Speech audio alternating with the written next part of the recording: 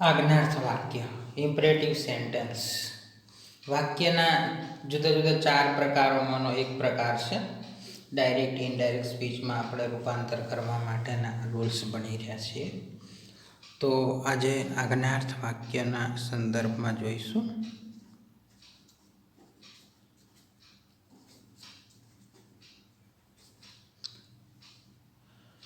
વાક્યના જુદા જુદા 4 પ્રકારોમાંનો એક પ્રકાર છે. વિધાન વાક્ય હોય તો વાક્યના અંતે આપણે પૂર્ણ વિરામ મૂકીએ. આજ્ઞાર્થ વાક્ય હોય તો પણ વાક્યના અંતે આપણે પૂર્ણ વિરામ મૂકવાનો છે. હવે આપેલ વાક્ય વિધાન વાક્ય છે કે આજ્ઞાર્થ વાક્ય એ કેવી રીતે ખબર પડે? તો આપણે જાણીએ છીએ કે વિધાન વાક્યની અંદર કર્તા, ક્રિયાપદ અને કર્મ પદક્રમ યોગ્ય રીતે ગોઠવાયેલો હોય. જ્યારે આજ્ઞાર્થ વાક્ય હોય ને તો વાક્યની શરૂઆત ક્રિયાપદથી થઈ હોય. ક્યારેક વાક્યની શરૂઆત વિનંતી સૂચક શબ્દ જેવા કે પ્લીઝ,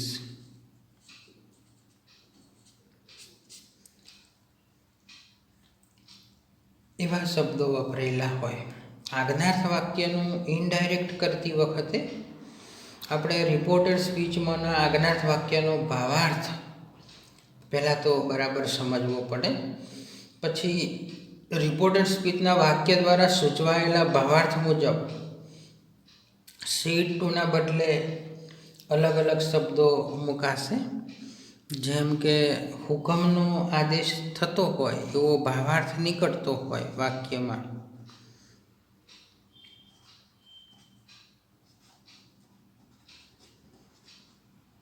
અથવા અનિવાર્ય ફરજનો ભાવ સૂચવાયો હોય તો શેડ ટુના બદલે આપણે ઓર્ડર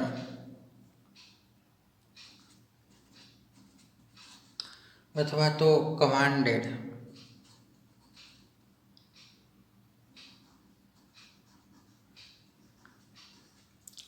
વાપરીશું. જો વિનંતીનો ભાવ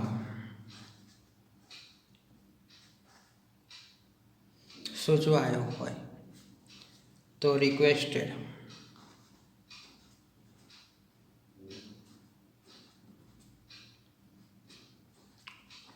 શબ્દ વાપરીશું. જો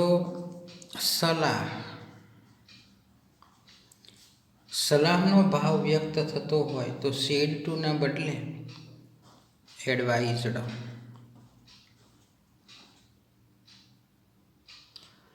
જો કોઈ સૂચનનો ભાવ વ્યક્ત થતો હોય તો સજેસ્ટેડ.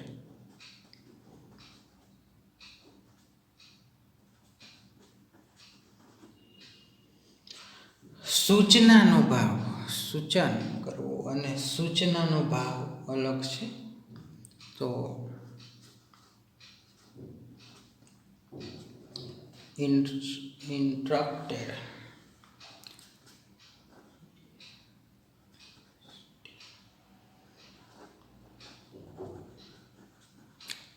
ઇન્સ્ટ્રક્શન ઉપરથી. અને કેટલીક વખતે ટોડ પણ લખાઈ જાય. જો પ્રશ્નાર્થ વાક્ય હોય તો નિયમ મુજબ આસ્કડ પણ લખાઈ જાય તો પણ સાચું પડતું હોય છે. તો ઉપરોક્ત ફેરફાર કર્યા પછી પરોક્ષ રચના કરીએ આપણે, ઇનડાયરેક્ટ ફેરવીએ તો ટુ દ્વારા રિપોર્ટેડ સ્પીચનું વાક્ય જોડાશે. વાક્યની અંદર રહેલા પ્લીઝ જેવા શબ્દો નીકળી જશે. સર્વનામનો ફેરફાર આપણા આગલા વિડીયોમાં જોયો એ મુજબ બોલનાર અને સાંભળનારની વિભક્તિ પ્રમાણે થશે. આજ્ઞાર્થ વાક્ય છે એટલા માટે ક્રિયાપદને ટુ લગાવવાથી ઇન્ફિનિટિવ બને છે, એમાં કોઈ ફેરફાર થતો નથી. દાખલા તરીકે આપણે જોઈએ તો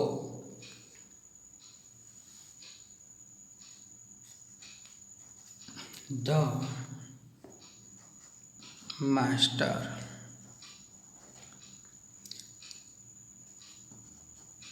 said to the સર્વન્ટ નોકર.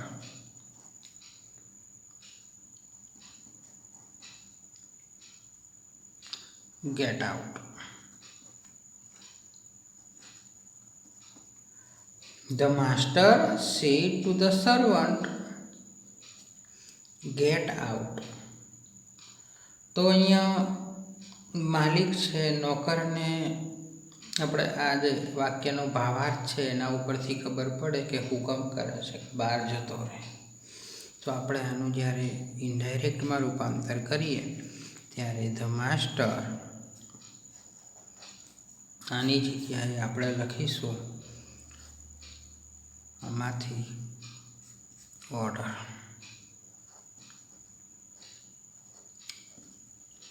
ગેટ આઉટ એમાં વિનંતી નથી, એમાં સલાહ નથી, એમાં સૂચન નથી, ઓર્ડર છે. તો ઓર્ડર ધ સર્વન્ટ, વાક્યને ટુથી જોડવાનું છે, એની આ અવતરણ ચિહ્ન કાઢી. Servant to get out. અવતરણ ચિહ્નો નીકળી જાય છે, આમાં કોઈ કાળ પરિવર્તન જેવું છે નહીં. The master order the servant to get out. પછીનું વાક્ય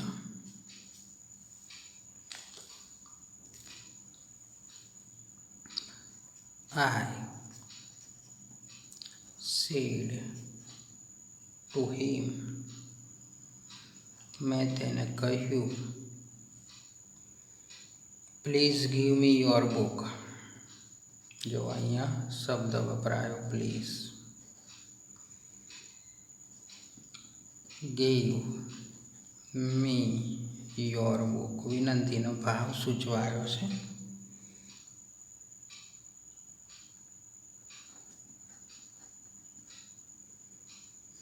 તો આપણે ઇનડાયરેક્ટમાં રૂપાંતર કરીશું. આઈ સેડ ટુના બદલે વિનંતી માટે રિક્વેસ્ટેડ.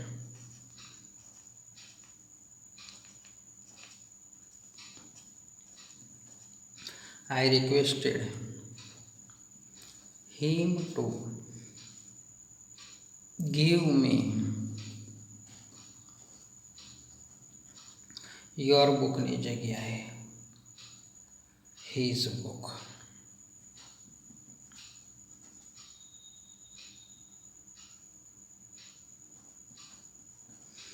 I requested him, પછી દેખો અહીંયા ધેટની જગ્યાએ ટુ. પ્લીઝ શબ્દ નીકળી ગયો છે. ગીવ મી યોર, કર્તા કર્મ વિભક્તિનું રૂપાંતર. યોર બુક એટલે મેં તેને કહ્યું કે તેની ચોપડી મને આપે, તો હિઝ વપરાયું છે. પછી ધ ટીચર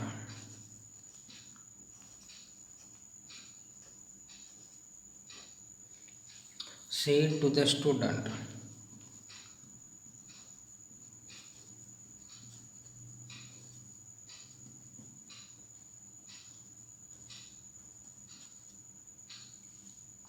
be regular, નિયમિત બનો.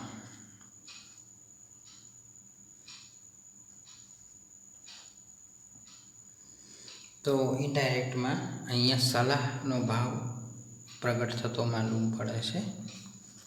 તો ધ ટીચર સેડ ટુના બદલે એડવાઇઝડ.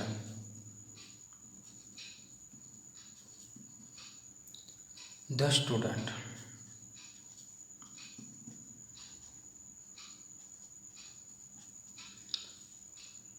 ટુ બી રેગ્યુલર, અહીંયા ટુ મુકાયું. બી રેગ્યુલર, એમાં કોઈ કાળ પરિવર્તન જેવું કંઈ છે નહીં. તો આમ જોવા જઈએ તો વાક્યો સહેલા પણ પડે એવું આપણે કહી શકીએ છીએ. હવે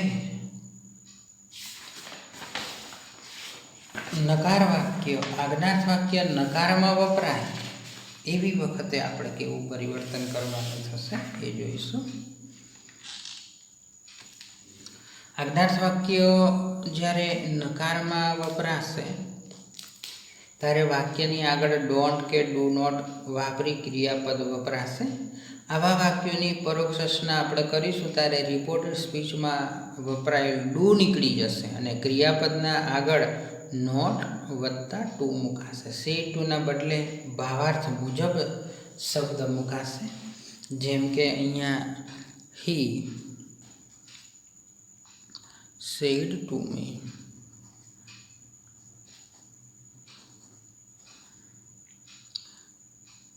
Please do not drive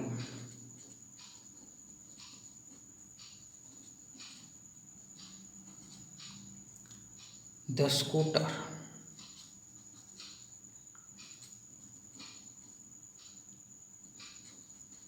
very fast.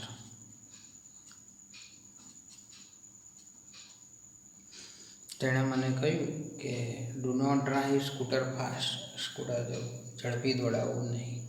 તો આમાં વિનંતી પણ સૂચવાય છે, નકાર વાક્ય પણ છે.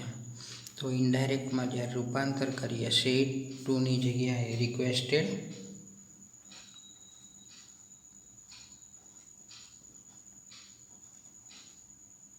મી પ્લીઝ નીકળી જશે, નોટ ટુ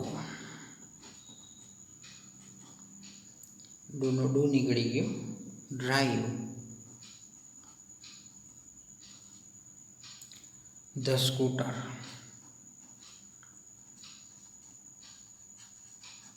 વેરી ફાસ્ટ. તો આવી રીતે અહીંયા આપણે આજ્ઞાર્થ વાક્યોના રૂપાંતરણ ઇનડાયરેક્ટ સ્પીચમાં જોયા. હવે જે વાક્યો આવે છે એ વાક્યો એક્સક્લેમેટરી સેન્ટન્સ એટલે આશ્ચર્યકારક વાક્યો.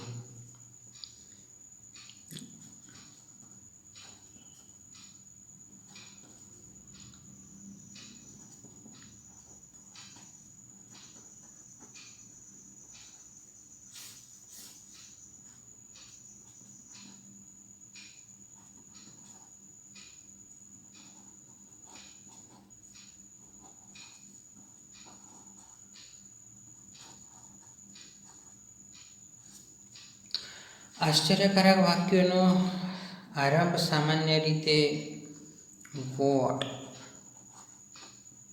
હાવ એનાથી થતો હોય, પણ એમાં ધ્યાન રાખવું જરૂરી છે કે વાક્યનો ભાવ શું નીકળે છે. પ્રશ્નાર્થ વાક્યોની શરૂઆત પણ વોટ અને હાવથી આમ તો થતી હોય. તો આવા ઉદ્ગાર વાક્યનું ઇનડાયરેક્ટમાં આપણે રૂપાંતર કરીશું તો સેડ ટુના બદલે exclaimed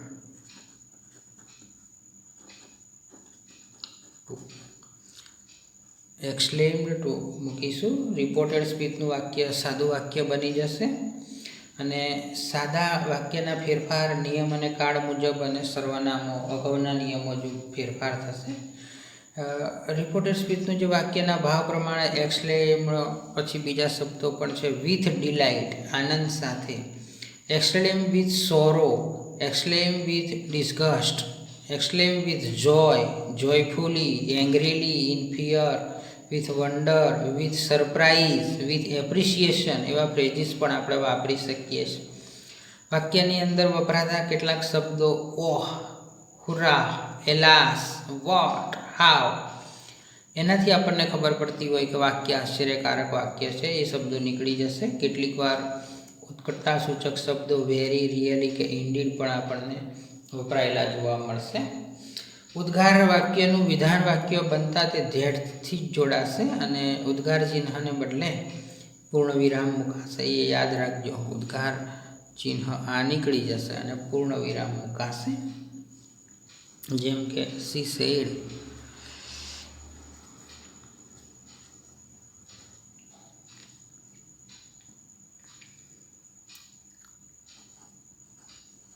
vote A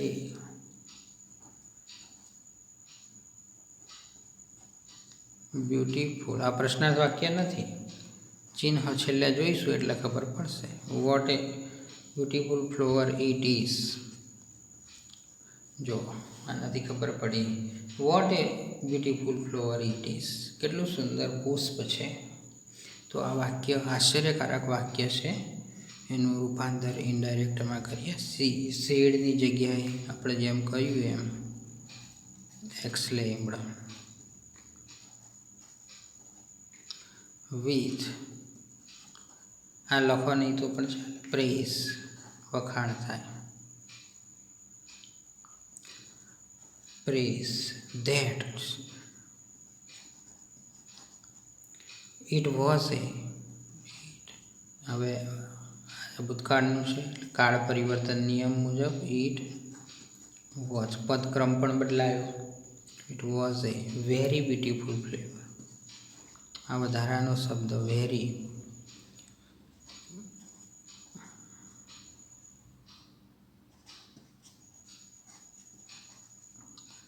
floor, she exclaimed with praise that it was a very beautiful flower.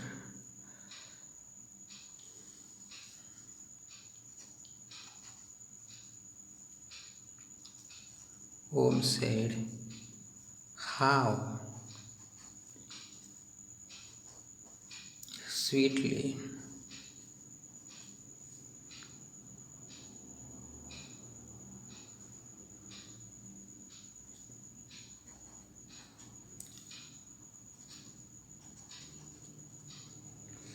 Holmes said, how sweetly Seema sings, કેટલું મધુર ગાય છે સીમા. તો હોમ exclaimed with, જરૂરી હોય તો કોઈક વધારાનો શબ્દ એપ્રિસિએશન ખબર હોવી જોઈએ, અભિવાદન કરવું, ઉત્સાહ વધારવો, વખાણ કરવા.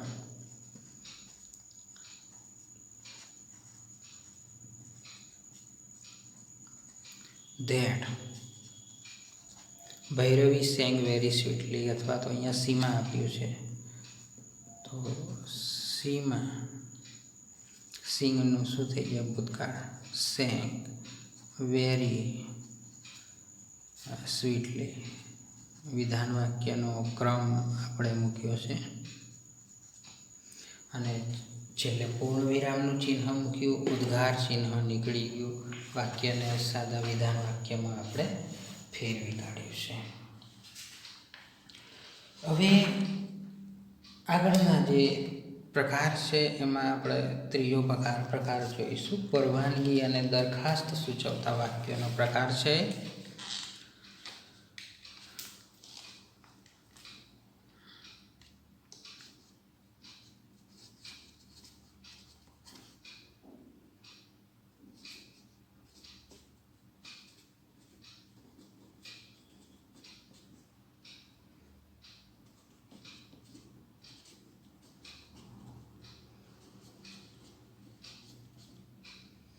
આપણને કોઈ પણ વ્યક્તિ પાસે પરવાનગી માંગીએ ત્યારે વાક્ય સામાન્ય રીતે આજ્ઞાર્થ વાક્ય હોય છે. તો એવા વાક્યનું પરોક્ષ રચનામાં જ્યારે આપણે રૂપાંતર કરીએ ત્યારે સેડ ટુના બદલે રિક્વેસ્ટેડ,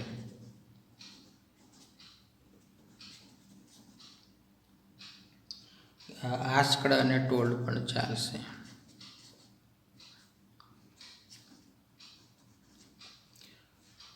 પછી આજ્ઞાર્થ વાક્યના ફેરફાર મુજબ ટુ થી વાક્ય જોડાય અને નકાર વાક્ય હોય તો નોટ વત્તા ટુ થી જોડાશે.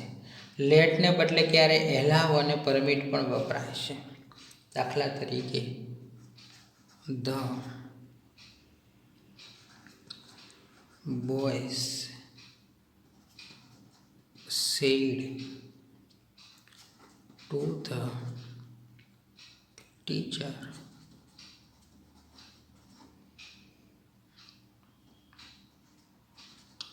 let us play for half an hour, અડધો કલાક.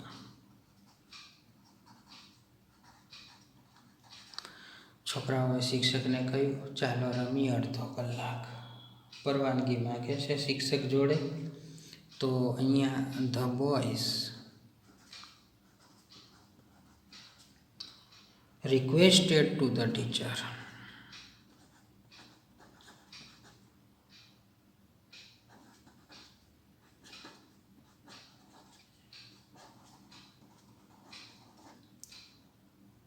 requested to અહીંયા નહીં આવે ધ ટીચર ટુ હવે વાક્યને ટુથી જોડવાનું ટુ લેટ ધેમ પ્લે અસને ધેમ કરવાનું પ્લે એમનું એમ મૂકી દો ફોર હાલ એન અવર કલાક અડધો કલાક રમીએ પછી દરખાસ્તનો ભાવ પ્રગટ થતો હોય એવા વાક્યો પણ વપરાતા હોય છે લેટ દ્વારા દરખાસ્ત અહીંયા લેટ અહીંયા બી વપરાયેલું છે એમાં એ જ ભાવ છે તો આપણે એ જ વાક્ય છે આ જ વાક્ય એમાં રિક્વેસ્ટેડની જગ્યાએ પ્રપોઝડ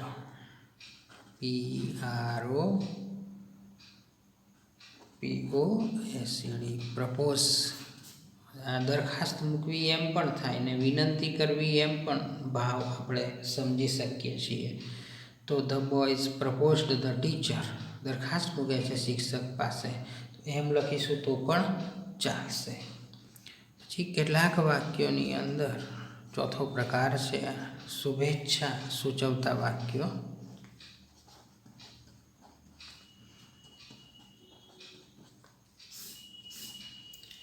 શુભેચ્છાની અંદર આપણને ખબર પડે આવું લખેલું હોય ગુડ મોર્નિંગ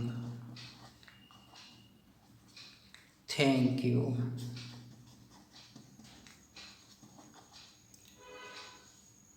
તો એ શુભેચ્છા વ્યક્ત કરતા વાક્યો છે આવા વાક્યોને સીધા જ જોડી શકાશે સામાન્ય રીતે અહીંયા સે ટુને બદલે વિશ્ડ અને પ્રેડ પણ ઘણી વખત વપરાય છે PRAYD પ્રેડ તો અહીંયા બહુ સહેલું છે શુભેચ્છા વાક્યોમાં ઉદાહરણ આપણે લઈએ તો ભાવિની said to her teacher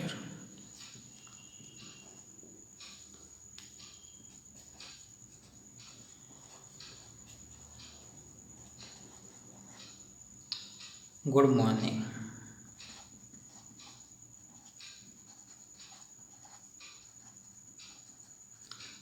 ભાવિની એમના શિક્ષકને કહે છે ગુડ મોર્નિંગ તો બહુ સહેલું છે ભાવિની said to ના બદલે wished her teacher